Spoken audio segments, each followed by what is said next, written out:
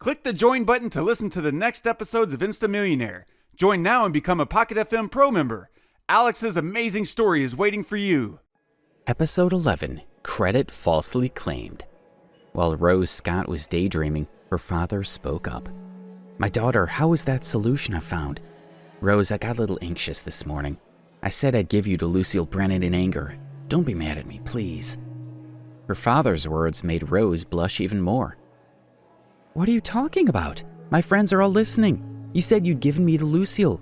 How could you have said that?" she exclaimed. Rose's face turned red as she stood up and walked a few feet to take the call personally. "Dad, you're not the one who found a solution, are you?" Rose asked. "If I could have found a solution, do you think I'd let you spend the night with Lucille?"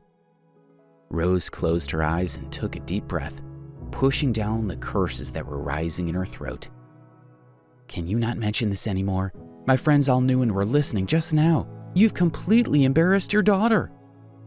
"Your friends were all there? Oh, but it's not my fault. Rose, why didn't you mention that when you made this call?" her father asked. Moving on. I wish I could find a hole to hide in." Rose held her forehead in her hands. "Why did you not mention it? I thought that you were just trying to show off in front of your friends that you had connections and found a solution. But now I see you haven't shown off. You've become an idiot who blew this up into a scandal," her father exclaimed. He paused, then added, "Hey, Rose, could it be that a friend of yours helped you find a solution?" "A friend?" Rose turned around and glanced at the other people around the table. It was quite possible. They had all made calls for her. "It's probably because of a friend. They did us a big favor, so you have to thank them well," her father said. "Fine, that's it. I'm hanging up." Rose's attitude was much more casual now. Could it be that a friend had helped her? Before, her father was scolding her, and now he's making her feel bad. Wait a minute.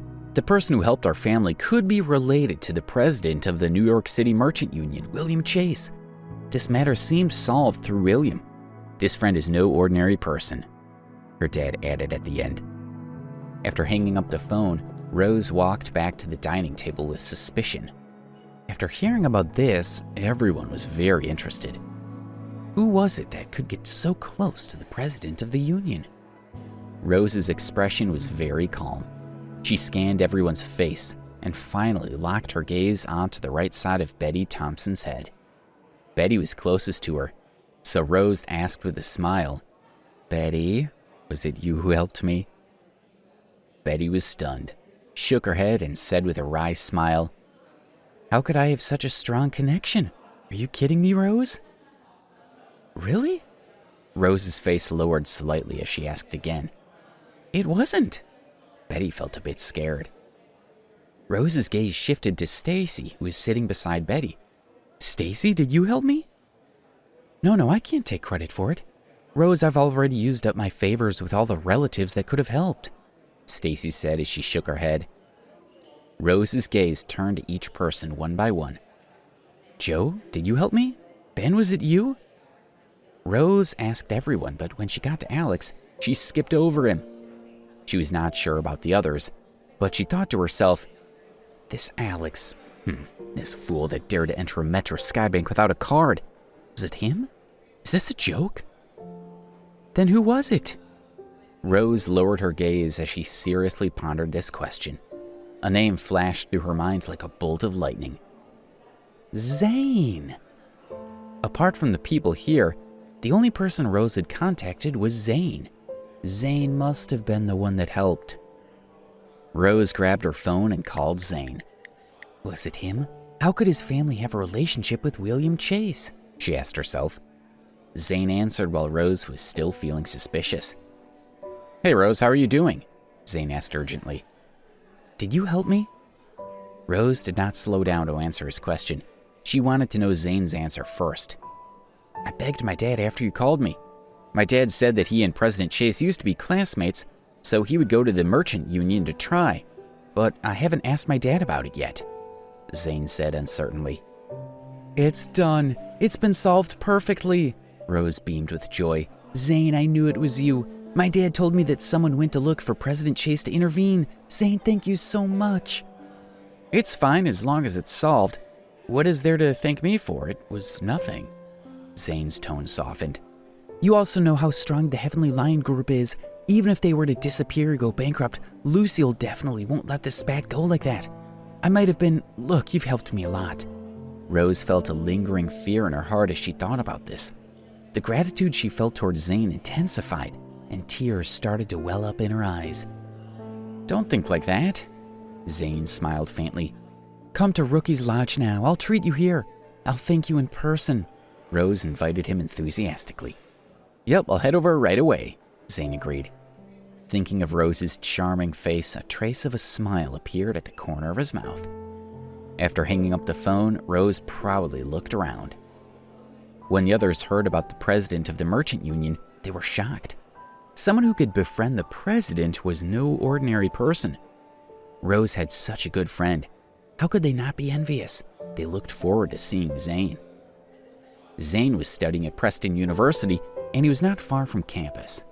When Zane arrived at Rookie's Lodge and saw the other people with the look of envy in their eyes, his heart became a bit calmer and his expression a bit haughty.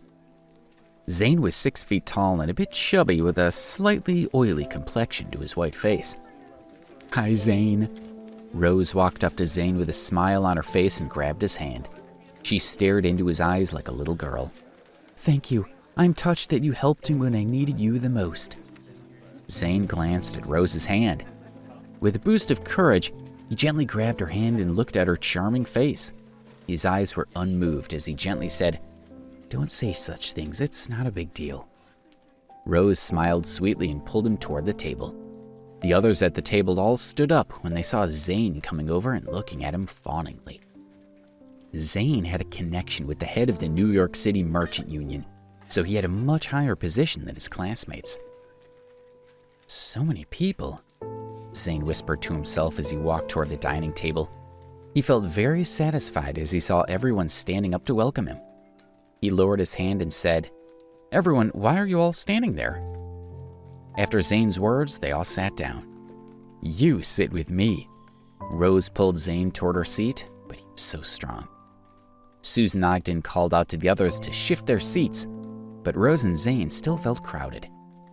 Alex, she said as she motioned him to move. Just when everyone was moving the chairs, Rose looked at Alex with a dark expression. When Alex looked back at her, Rose felt embarrassed. Then she bluntly said, Why don't you leave first? I didn't ask you to come out anyway, and now you're almost done eating. The university isn't too far away, so you should go back to your dorm.